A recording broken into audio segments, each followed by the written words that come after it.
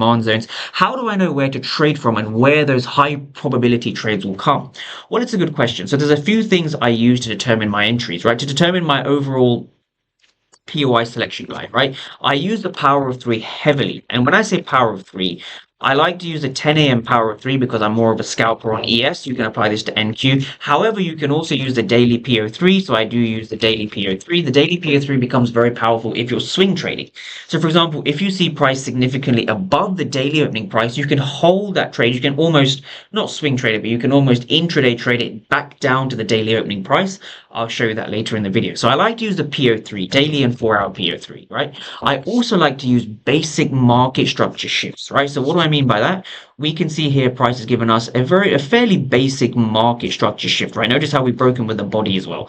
That's our market structure shift, right? The next thing I look for in trades is I like to see price giving us, of course, we're above the 10 a.m. Eastern, we have a market structure shift.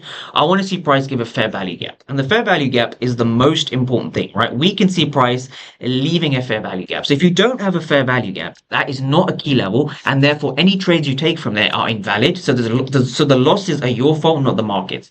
That's important to understand. And also the last thing, going back to one of my previous points, you would like to see a fair value gap after a major sweep of liquidity. So in this case, we see a previous day high sweep, right? Going back to our previous point. So previous day high, very important to understand. So we have that previous day high sweep over here.